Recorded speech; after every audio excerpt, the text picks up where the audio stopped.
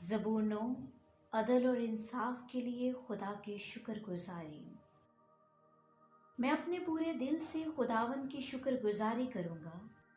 میں تیرے سب عجیب کاموں کا بیان کروں گا۔ میں تجھ میں خوشی مناؤں گا اور مسرور ہوں گا۔ جب میرے دشمن پیچھے ہٹتے ہیں تو تیری حضوری کے سبب سے لرزش کھاتے اور ہلاک ہو جاتے ہیں، کیونکہ تو نے میرے حق کی اور میرے معاملے کی تائید کی ہے۔ تو نے تخت پر بیٹھ کر صداقت سے انصاف کیا۔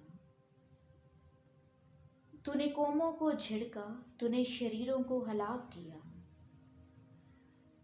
تو نے ان کا نام عبدالآباد کے لیے مٹا ڈالا ہے۔ دشمن تمام ہوئے، وہ ہمیشہ کے لیے برباد ہو گئے، اور جن شہروں کو تو نے ڈھا دیا ان کی یادگار تک مٹ گئی۔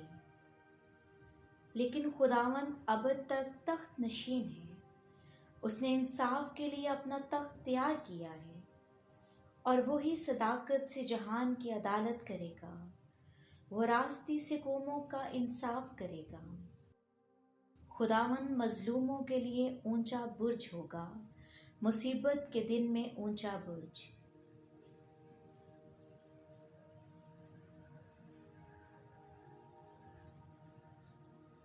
اور وہ جو تیرا نام جانتے ہیں تجھ پر توکل کریں گے، کیونکہ اے خداوند تو نے اپنے طالبوں کو ترک نہیں کیا ہے۔ خداوند کی ستائش کرو جو صہیون میں رہتا ہے، لوگوں کے درمیان اس کے کاموں کو بیان کرو، کیونکہ خون کی پرستش کرنے والا ان کو یاد رکھتا ہے، وہ غریبوں کی فریاد کو نہیں بھولتا۔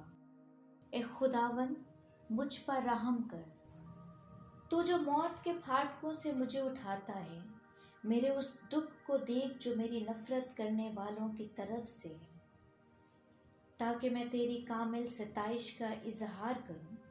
صہیون کی بیٹی کے پھاٹکوں پر میں تیری نجات کی شادمان ہوں گا۔ شریر اپنے ہی ہاتھ کے کاموں میں پھنس گیا ہے، شریر پتال میں جائیں گے، یعنی وہ سب قومیں جو خدا کو بھول جاتی ہیں،